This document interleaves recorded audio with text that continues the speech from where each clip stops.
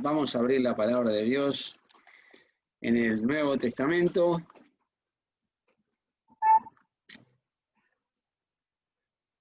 La carta del apóstol Pablo a Tito. Está después de Timoteo, viene Tito. En el capítulo 2. Tito, el capítulo 2, para comenzar a leer ahí desde el versículo 11. Tito 2, 11. 2:42 la página. Tito, capítulo 2.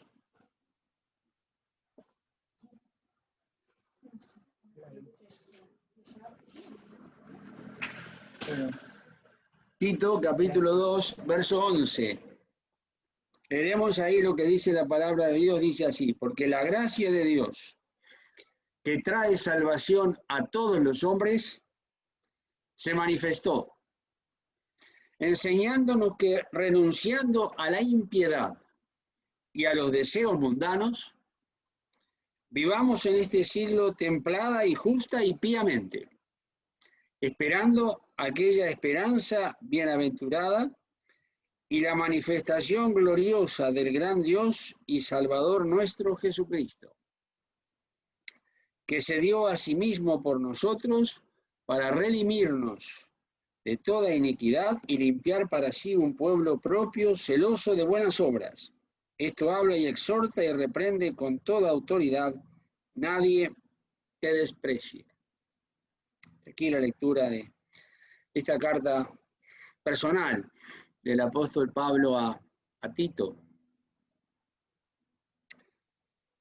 Y dentro de todas las enseñanzas personales a Tito, a quien está dirigida la carta, y a nosotros a través de las edades, dentro de todos los consejos que Pablo, y consejos y enseñanzas muy claras que Tito necesitaba para el ministerio, revela la palabra de Dios, el Espíritu Santo, a través del apóstol Pablo, una obra de la gracia. En el verso 11 dice que la gracia de Dios que trae salvación a todos los hombres se manifestó. Interesante que le dice a Tito, ¿no? Y le recuerda y nos recuerda la gracia de Dios que trae salvación a todos los hombres, porque en la carta a los Efesios dice: por gracia sois salvos, por la fe. Y esto no de vosotros, porque es un don de Dios. La gracia, la fe, es un regalo de Dios. No de vosotros, dice, gracias a Dios. Si nosotros tuviésemos algo que ver, si el hombre hubiera participado en algo, lo hubiera estropeado todo. Gracias a Dios que es no de vosotros, con lo cual nos deja fuera. La gracia es un regalo, lo sabemos, claro que sí. Pero justamente se lo dice a Tito, que la gracia de Dios se manifestó, que además de la salvación vienen otros elementos, que Tito necesitó en su momento para ser salvo, y que cada uno necesitamos para ser salvo, y que cada hombre y cada mujer sobre la faz de la tierra necesita para ser salvo. O la gracia de Dios, que trae salvación a todos los hombres, llega a nuestros corazones, nos habla de un amor de Dios, un amor maravilloso, un amor que no se puede definir, una palabra muy popularizada y muy manoseada en todos los tiempos y hoy con más razón. El amor de Dios. Donde el mundo y aún la iglesia, gran parte, se habla del amor de Dios como algo que, bueno, como Dios nos ama, parece que está todo bien. Y como Dios nos ama, parece que cada uno pudiera vivir como quiere, porque como Dios nos ama y como nos ha salvado, parece que ya está. Y hasta como que Dios quedaría como deudor nuestro, porque Dios me salvó y bueno, sí, soy hijo de Dios. La gracia tiene que ser participada y contemplada y disfrutada y recibida como el único medio por el cual Dios pudo reparar la tragedia humana, la tragedia nuestra, hermanos. La tragedia de una humanidad sin Cristo. La tragedia de una humanidad con miles de religiones y sin Cristo. Y todos perdidos. Abrazados a distintas religiones, distintas enseñanzas de hombres, mandamientos de hombres, tradiciones, costumbres, pero que ninguna de ellas lleva al cielo. Somos salvos solamente por la muerte de Jesucristo. Si Cristo, lo decíamos hace unos días y hoy lo repetimos porque no viene nada mal, si Cristo no hubiese muerto por nuestros pecados, no había ninguna posibilidad de ser salvos. La gracia es válida sobre la muerte de Jesucristo. El amor de Dios, que es eterno e inmutable, el amor solo no nos podía salvar. Porque se había cometido la gran injusticia de toda una humanidad, que en Adán, pecó Adán, y en Adán estábamos todos nosotros, y toda la humanidad pecó contra Dios. Y eso no se arregla de otra manera como se arregló. Dios envió a su Hijo a morir por nuestros pecados. A morir por nuestros pecados. No lo mandó a predicar, no lo mandó a hacer milagros, que los hizo, obviamente. Pero como un documento, como una señal, diríamos, como una identificación de quién era.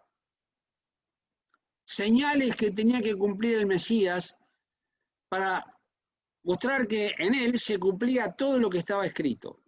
Pero eso no salvaba a nadie. Porque dice la Escritura que fuimos reconciliados con Dios por la muerte de su Hijo y nada más que por la muerte de Jesucristo. Pagó todos nuestros pecados. Derramó su sangre para limpiarnos de todo pecado y para librarnos del infierno y de la muerte.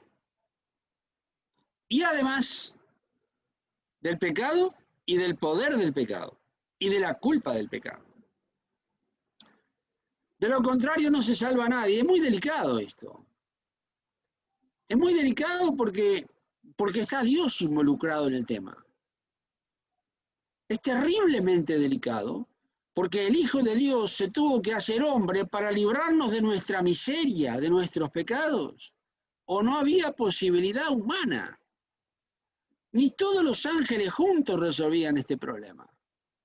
Este no era un problema de sabiduría ni de potencia, no. Se necesitaba que alguien pagara la factura de todos tus pecados y los míos, hermano. Alguien tenía que pagar la locura humana de la desobediencia de un hombre, porque por la desobediencia de un hombre entró el pecado. Por el pecado vino la muerte y la muerte pasó a todos los hombres, por cuanto todos pecaron. Con lo cual aquello de que quienes dicen, ¿no?, que yo lo he escuchado muchas veces, y ustedes también, aquellos que dicen, no, yo hago todo bien que puedo, yo no hago mal a nadie, pero no resuelve nada eso. La paga del pecado es muerte, y esa sentencia no la levanta nadie, excepto Jesucristo muriendo y resucitando por nosotros. Derramó toda su sangre para deshacimiento de pecado. ¿Quién resolvía el tema del pecado? ¿Quién lo resuelve? ¿Quién lo resolvía? Predicando, enseñando. ¿Que lo hizo? Claro que sí, pero no servía, no alcanzaba. La paga del pecado es muerte y alguien tenía que morir por todos los pecadores o todos los pecadores morían por su pecado y condenaba a toda la humanidad. Y por eso Cristo murió por nosotros, para perdonar todos nuestros pecados, para darnos vida eterna, para ser hijos de Dios. no adherentes a una religión nueva, no para llenar una ficha, para ingresar a una religión, no. Teníamos que ser hechos participantes de la naturaleza divina. Y Él fue hecho pecado por nosotros para que nosotros fuésemos hechos justicia de Dios en Él. Ahí está el punto. Ahí viene el intercambio. Él pecado por nosotros y nosotros justicia de Dios en Él. Los injustos fuimos declarados justos por la muerte de Jesucristo y fuimos justificados por la fe y por eso tenemos paz para con Dios. De lo contrario no hay paz, porque siendo enemigos no hay paz. Y siendo enemigos fuimos reconciliados con Dios por la muerte de su Hijo. Por eso un día aceptamos a Jesucristo como nuestro Salvador. Escuchamos estas cosas. Y recibimos al único que puede salvarnos. A todos los que le recibieron, dice el apóstol Juan, dióles la potestad de ser hechos hijos de Dios, a los que creen en su nombre, a los que reciben los beneficios de su muerte, de su resurrección y la limpieza que hay por la sangre de Jesucristo. O no hay salvación para nadie. Pero todo aquel que recibe esto es salvo. Todo el que se arrepiente, todo el que recibe a Cristo como su Salvador, pues es salvo. Así lo dice la Escritura. Esto que sabemos todos es lo que el apóstol Pablo se lo dice a Tito, que también lo sabía, y dice, la gracia de Dios se manifestó, trae salvación a todos los hombres, y se manifestó con un ministerio de enseñanza, porque dice, enseñándonos, dice el verso 12, enseñándonos que renunciando a la impiedad es todo aquello que contradice la voluntad de Dios y la palabra de Dios. Todo lo que contradice la palabra de Dios, todo lo que no es de acuerdo a la palabra y todo lo que no es de acuerdo a la voluntad de Dios, eso es impío.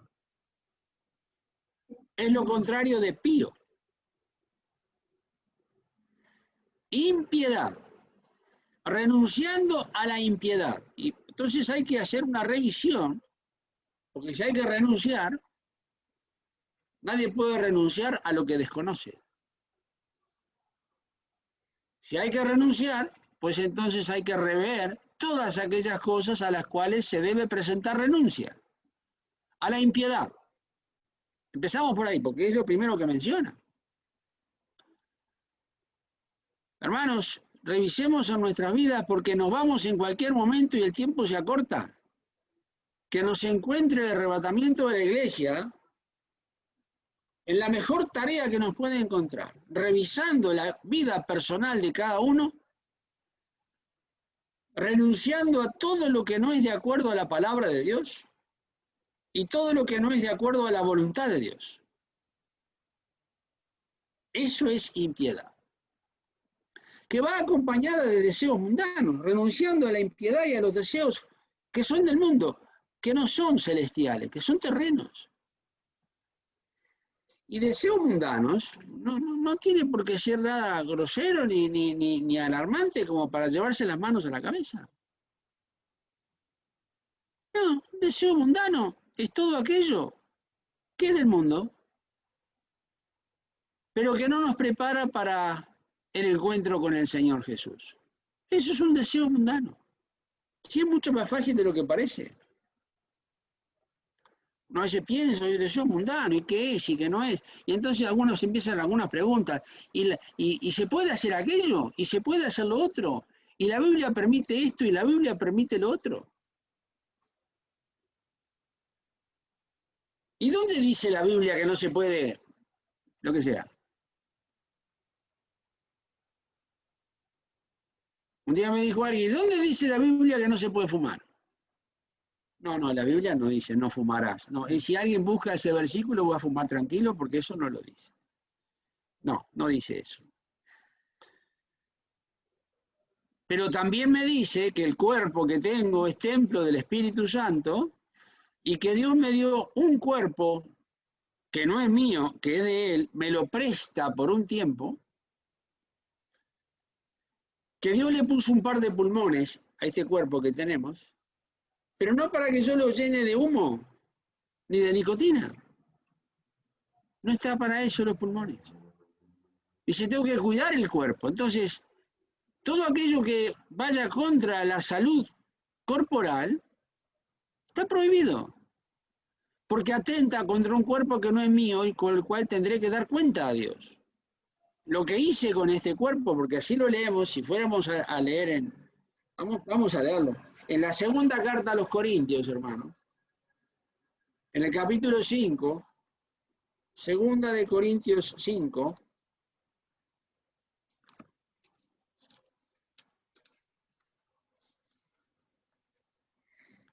en el versículo 10, segunda de Corintios 5, 10, 5:10 de segunda de Corintios, dice así, porque es menester, segunda de Corintios 5:10,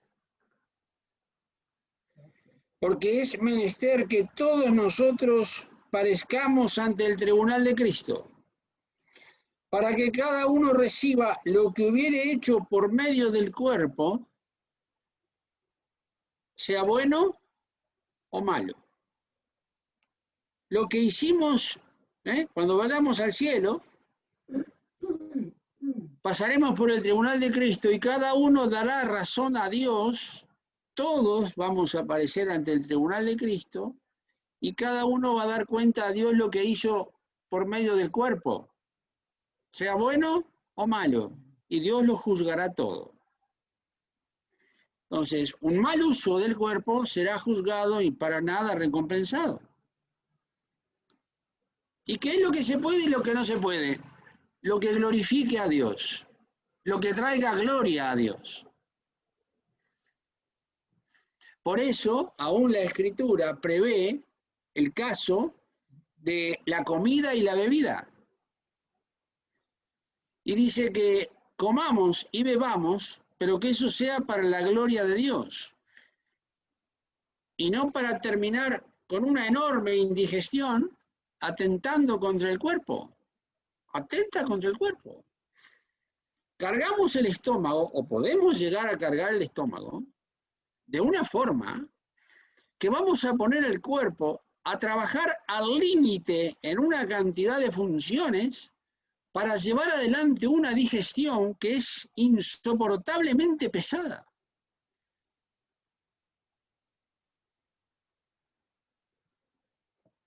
¿Es sabio eso? No. Con la bebida es igual. Comamos o bebamos, pero para la gloria de Dios, dice la Escritura. Que glorifique a Dios. De lo contrario, vamos a pasar muy mal. Y en el tribunal de Cristo no se lo deseo a nadie, porque vamos a dar cuenta de lo que hicimos con el cuerpo, sea bueno o malo. Y así sucesivamente podríamos abundar en muchos más detalles. Pero sí le dice a Tito, renunciando a la impiedad y a los deseos mundanos, vivamos en este siglo, en este tiempo, dice, y dice, templada, justa y piamente. Tito 2:12.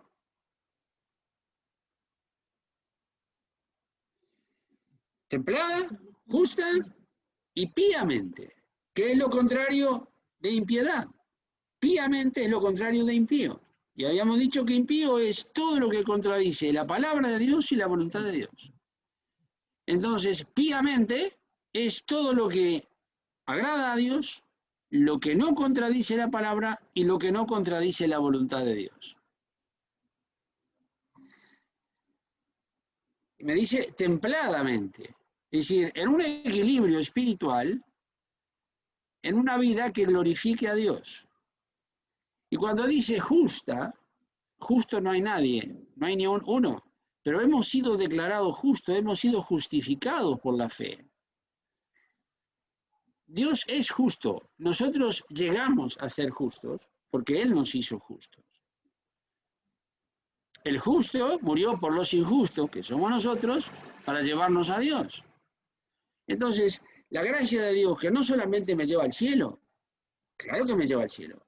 Gracias a Dios, por gracia soy salvo. Pero también tiene un ministerio de enseñanza. Me enseña, nos enseña, hermanos, cómo vivir mientras vamos rumbo al cielo. Y requiere en cada uno de nosotros que vayamos creciendo, que Dios nos vaya dando el crecimiento a cada uno. Porque uno es el que planta, otro es el que riega, pero Dios es el que da el crecimiento. Prácticamente, yo diría, casi todos los que estamos conectados en este momento somos padres. Y muy agradable tener un niño, sí, pero mucho más agradable, además de tener el niño, es tener el niño sano. Y con la alegría de verlo crecer sano. Porque hay niños que crecen enfermos. Entonces, sí, podemos tener un niño de 8, 9, 10, 11 años o más, podemos tener un hijo con cuerpo de hombre, pero con actitud infantil. Podemos tener un chico de 11, 12, 13, 14 años a los cuales haya que cambiarle los pañales. Y ahí tenemos una tragedia que no se puede medir. ¿Ha crecido físicamente? Sí, pero, a ver, espiritualmente es igual. Tenemos que pasar las etapas de la niñez. Cuando era niño, dice el apóstol Pablo, cuando yo era niño, actuaba como niño y pensaba como niño. Pero una vez que dejé la etapa de niño, piensa como hombre, como un hombre en Cristo. Y un hombre tiene una estabilidad que un niño no tiene, porque es hombre, y el otro porque es niño. El de un niño actúa como niño y el hombre actúa como hombre. Cuando las dos cosas se dan, tenemos un cuadro normal. Pero si el hombre sigue actuando como niño, tenemos una catástrofe. Entonces me está diciendo acá, esto es lo que me enseña. Cuando dice templada, justa y piamente, justo, es en relación a la justicia de Dios que nos ha sido imputada a nosotros, que somos justos porque Dios nos ha hecho justos. Somos justificados por la fe, pero somos justificados por su sangre. Las dos cosas somos. Vamos a leerlo, hermano. En la carta a los Romanos,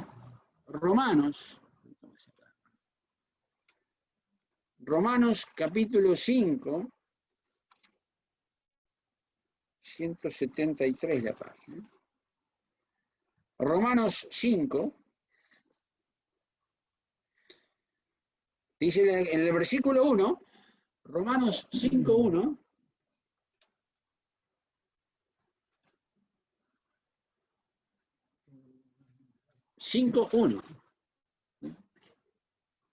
justificados pues por la fe, aquí está, justificados pues por la fe, tenemos paz para con Dios, por medio de nuestro Señor Jesucristo.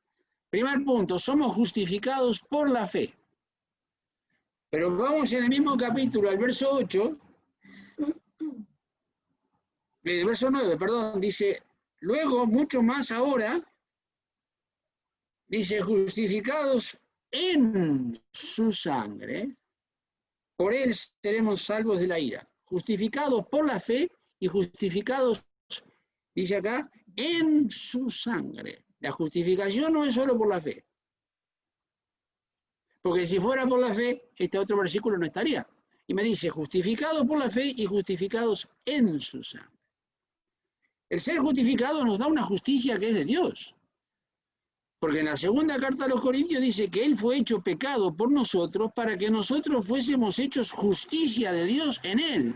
Entonces debemos vivir en esa justicia que Dios nos ha dado, hermano. Por eso no sois del mundo, dice el Señor Jesús. Y nos ha provisto una justicia distinta a la que el mundo tiene.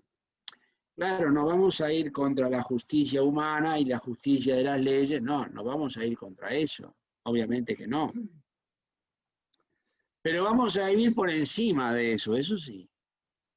Eso sí. Y eso lo dice el apóstol Pedro. Vamos a leerlo, hermanos. La primera carta de Pedro, en el capítulo 2, 262. Primera de Pedro 2, verso 24. Primera de Pedro 2, 24. Primera de Pedro 2, 24. Aquí. Dice, el cual mismo, hablando de Cristo, llevó nuestros pecados en su cuerpo sobre el madero, para que nosotros, siendo muertos a los pecados, bien lo que dice ahora, hermano, leámoslo bien, para que nosotros, siendo muertos a los pecados, dice ahí, vivamos a la justicia, por la herida del cual habéis sido sanados. Vivamos a la justicia que Él nos ha provisto. Justicia que es por la fe y que es en su sangre. Por eso dice acá, llevó nuestros pecados en su cuerpo sobre el madero. Cuando habla de su cuerpo sobre el madero, está hablando de la cruz. Y cruz sin sangre no existe. Por eso proveyó la cruz, proveyó la fe, que es dada por el autor y consumador de la fe, que es el Señor Jesús. Y la cruz proveyó la sangre, en la cual somos justificados por la fe, pero justificados en su sangre. Y eso nos provee una justicia a la cual tenemos que vivir en ella, por encima de las pequeñeces humanas.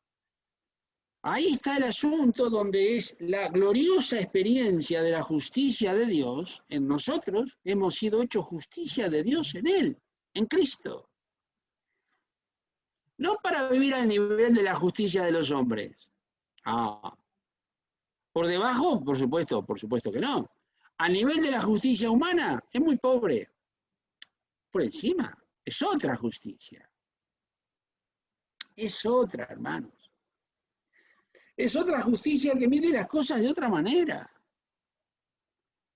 Que Dios nos tiene que proveer lo necesario, porque aún viendo las miserias humanas, de las cuales participamos toda la humanidad, de todos los tiempos, a veces vemos en la justicia humana las injusticias humanas, y nos molesta y mucho. Hay que estar por encima de eso. Por encima de la miseria humana. Porque ¿qué sucede? La justicia humana la legisla el hombre y la controla el hombre. Bueno, ¿qué sucede? Lo que sucede. Si el que hace la justicia es el que la controla, imagínense. Injustos, legislando justicia. Pero no hay mayor contradicción más grande que esa, no existe. Y claro, después sucede como dice la Escritura, el juicio sale torcido, claro. La justicia es detenida en las plazas, claro. Lógico. Entonces, el hombre hace la justicia, el hombre quebranta la justicia y después otros hombres son los que juzgan la justicia, los que controlan que la justicia se cumpla. Unos la hacen, otros hombres controlan que la justicia se cumpla. Y el que la hace, el que lo controla, injustos. Pero no injustos porque yo lo declaro injusto, injustos porque Dios dice que no hay justo ni un uno. Por eso nos proveyó como hijos de Dios otra justicia, hermano. La iglesia vive sobre otra justicia, queridos hermanos. Sobre otra justicia infinitamente mayor, infinitamente más grande, más sublime, que por otra parte es santa. Por eso es una y única. Y entonces me dice que la gracia de Dios se manifestó y me enseña esto, y que tengo que esperar Porque en Tito capítulo 2 dice, esperando aquella esperanza bienaventurada, que es la venida del Señor y la manifestación gloriosa. Y nos detenemos un poquito en ese verso, hermanos. Vamos a Tito, nuevamente, el capítulo 2, porque ahí hace una declaración que es prácticamente la única en todo el Nuevo Testamento que menciona de esa manera. En el 13, 2.13 de Tito. 2.13 de Tito. Tito 2.13.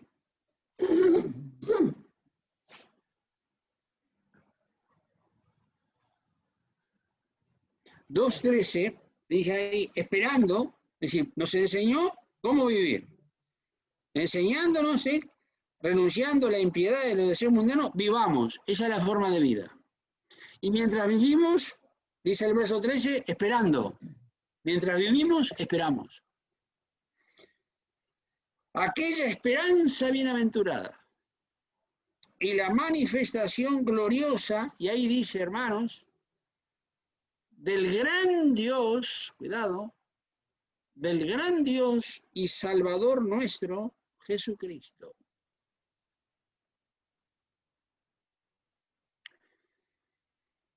Podría decir la manifestación gloriosa de nuestro Dios y Salvador Jesucristo. Y sí, bueno, diríamos, ¿es lo mismo? No. No, porque Dios usó esta expresión. Y si es esta, no hay ninguna otra. Es esta, porque es la que Dios usó. Y si hay un gran Dios y Salvador nuestro Jesucristo, sirvámosle como lo que es, hermanos, como un gran Dios. No como el Dios y Salvador que nos llevó al cielo, murió por nosotros y ahora ya está. No, no, porque además me está diciendo que se dio a sí mismo por nosotros. Se dio, Él se entregó por nosotros. Con un objetivo claro, para redimirnos de toda iniquidad y limpiar para sí un pueblo propio y celoso de buenas obras. Esta es la iglesia de Cristo.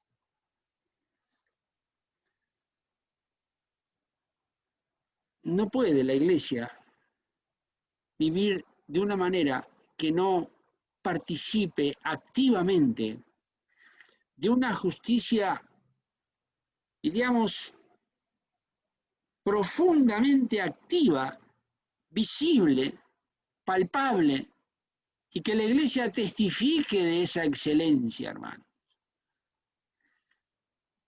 La Escritura nos plantea la forma de vida, queridos hermanos. Nos está diciendo en el verso 12, enseñándonos y nos da la vida. Vivamos en este siglo, en este tiempo, en este mundo, templada, justa y piamente. Ahí son las pautas de vida. Y mientras vivamos así, esperemos aquella esperanza bienaventurada. La iglesia no puede ser encontrada en otra forma de vida distinta a esta y con otra esperanza que es fallida. Otra esperanza es un engaño. Otra esperanza que no sea esta para la iglesia es un fiasco, es un fracaso. Es un engaño, lo repito, un engaño. Una amada hermana que aún está entre nosotros, muy anciana, hablando de la vida humana y la vida sobre la faz de la tierra, un día me dijo, hermano, la vida es un engaño. Tiene como 90 años. Hermano, la vida es un engaño, me dijo. La vida humana, la vida sobre la faz de la tierra.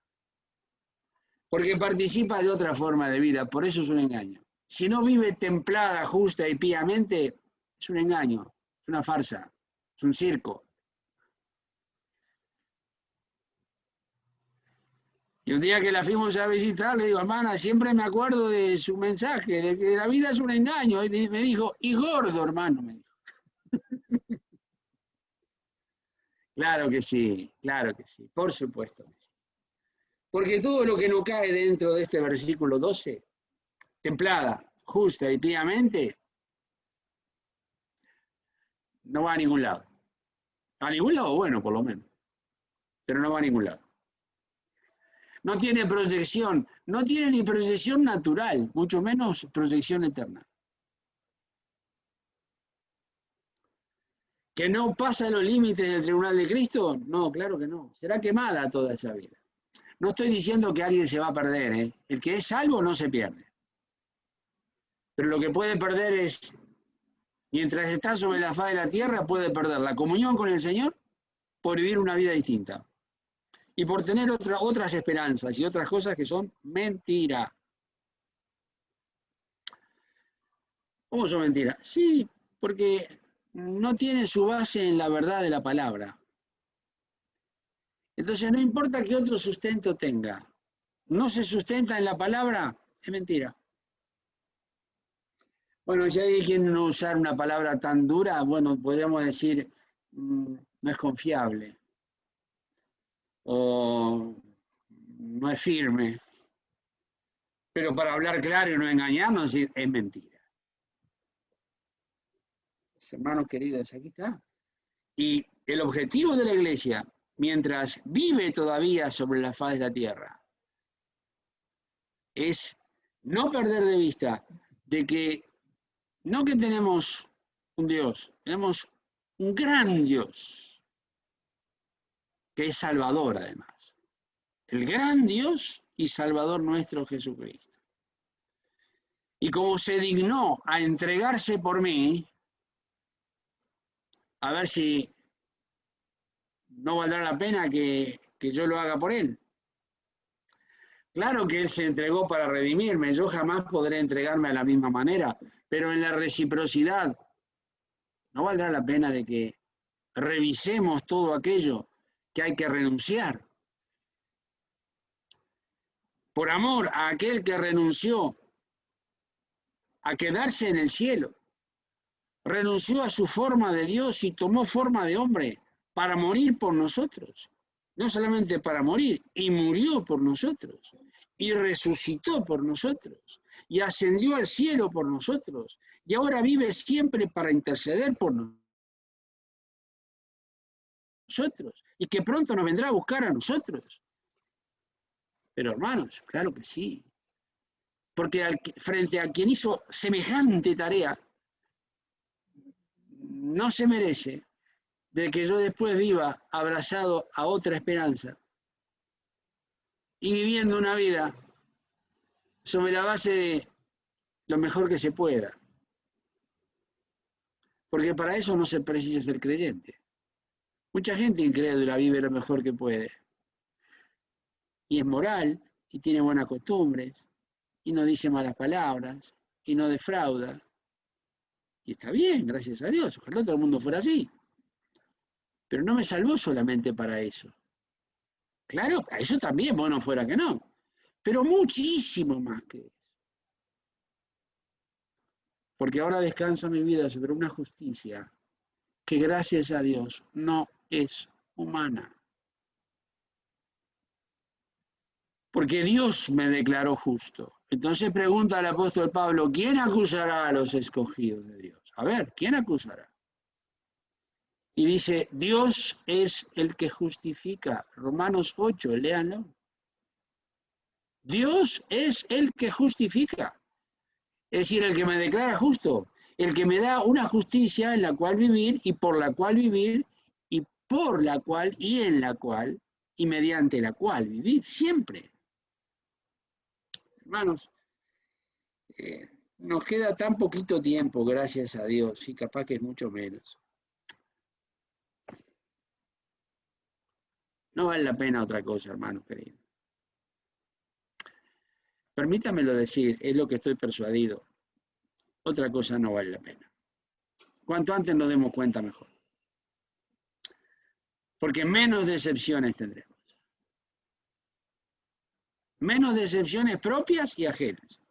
Porque a veces del primero que nos decepcionamos es de nosotros mismos. Y después de lo demás. Y los demás se decepcionarán con nosotros. Porque no somos nadie peor ni mejor que nadie. Todos vivimos por fe, todos hemos sido salvos por gracia, y todos iremos al cielo por gracia. Y todos ahora nos es provista la gracia de Dios, que nos enseña a vivir y nos enseña a esperar, y la justicia de Dios, en la cual nos sustenta y nos da el fundamento por la cual vivir. Hermanos, Dios os bendiga en estas cosas, y en todas, claro, pero sobre todo en esta base, la enseñanza de la gracia y la esperanza que nos provee. Y el ejemplo que nos pone y me dice, no te olvides que Él, el Señor Jesús, se entregó por ti para que tú puedas vivir una vida totalmente diferente mientras vas al cielo y disfrutar de la vida eterna una vez que acabe la peregrinación sobre la faz de la tierra. Amados hermanos, Maranata, el Señor viene, firmes en Cristo, y hasta muy pronto, si Dios quiere, quizás el domingo, si estamos por acá y vivimos. Amén.